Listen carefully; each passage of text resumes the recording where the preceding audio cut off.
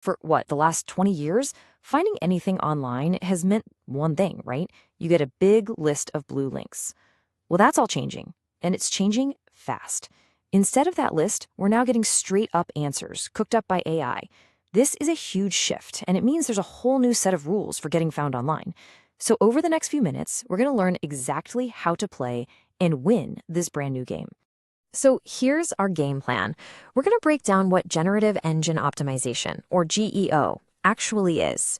We'll put it head to head with the SEO we all know and love. We'll peek under the hood to see how AI even chooses its sources. And then the main event, a 7-step playbook to get your content cited.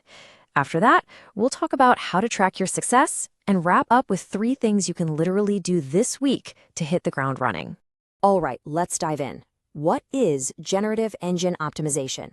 You can think of it as the new rulebook for being seen online, now that AI is the one answering everyone's questions. So at its heart, GEO is all about making your content so clear, so authoritative, and just so darn useful that these AI models decide to pick your content as a source when they build an answer. The goal isn't just to get a person to click your link anymore. It's to get an AI to trust your content enough to weave it right into its answer. I love this quote because it just nails the difference. It's the best way to think about it. For years, we've all obsessed over getting that click from a search results page. But in the world of GAO, the real prize, the trophy, is to get quoted, to have your data, your ideas, your brand's name right there in the answer the user gets. And here's why this matters right now. This is the big opportunity. Nearly half of all brands have zero strategy for this. None. The playing field is wide open for anyone who's willing to adapt first. This means if you act now, there is a massive first mover advantage just sitting there waiting to be claimed. Okay, so how does this new geo thing fit in with the SEO we've all spent years trying to master? It's really important to get this right. This is an evolution. The old rules aren't just disappearing, they're actually becoming the foundation for this new world. Let's just break this down. With classic SEO, the goal was to rank, the platform was Google, and success was all about clicks and traffic. The question we always asked was, are we on page 1? But with GEO, success looks totally different. Now we're tracking stuff like citation frequency and something called share of model, which is really just a fancy way of asking what percentage of AI answers on this topic actually mention us. So the key question we're all asking now is, are we in the answer?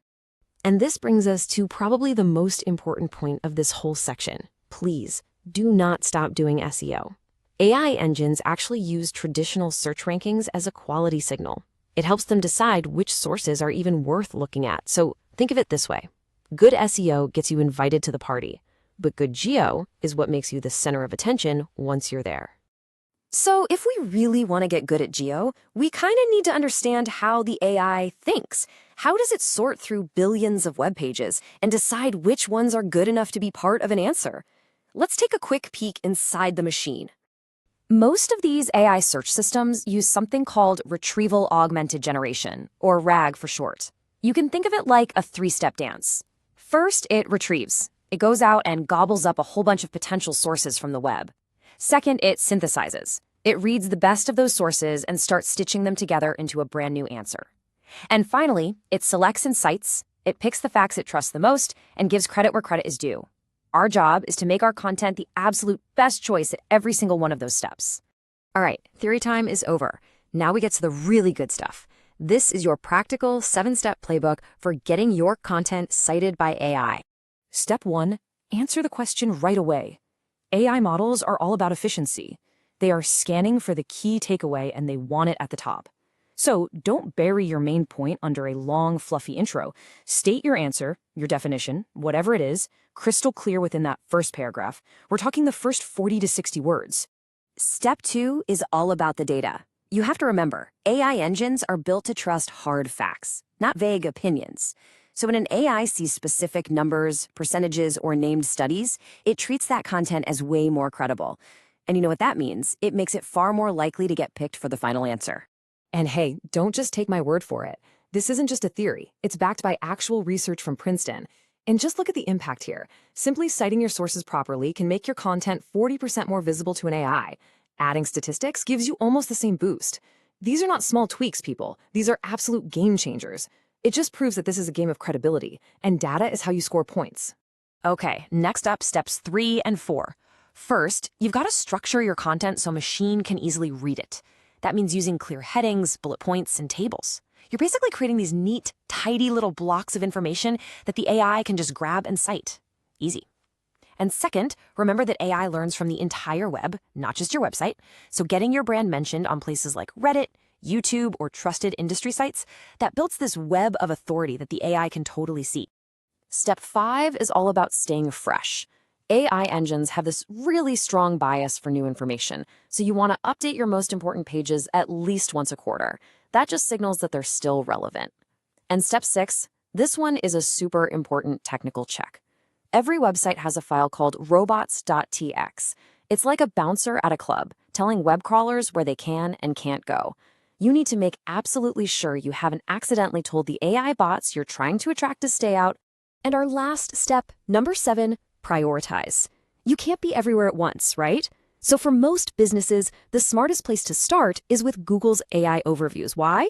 Just because of the sheer number of people using it. From there, you can focus on ChatGPT and then maybe other platforms like Perplexity. Go where the audience is. Tackle the biggest ones first to get the biggest bang for your buck. Okay, so you're doing all this work. How in the world do you know if it's actually working? The old scoreboard, rankings and clicks, it just doesn't apply here. This is a new game, and it needs a new scoreboard. Measuring geo is kind of a mix of old school and new school techniques. You can start with simple manual audits. Literally just go to these AI platforms, ask questions about your industry, and see who shows up. You should also keep an eye on your analytics for signals like more people searching for your brand name or a jump in direct traffic. And finally, a whole new category of tools is popping up to automatically track that share of model for you, so you know exactly how often you're appearing in AI answers. Phew, that was a lot of information. I know. But the most important thing is to just get started. So, to make it as easy as possible, here are 3 simple, super high-impact things you can do this week. First, do a quick audit. Go to ChatGPT and Perplexity, ask them about your main business topic, and just take notes on who they cite. The space between their answers and your brand, that's your opportunity. Second, go rewrite the first paragraph of your most important web page. Use that answer first structure we talked about. And third, do that quick technical check. Pop open your robots text file and make sure crawlers like GPTbot are welcome. So let's wrap it up. The way we all find information is going through the biggest change in a generation. Search is literally becoming a conversation, and AI is the moderator. The only question that really matters now is the one you see on your screen. In this new age of AI, is your brand part of that conversation?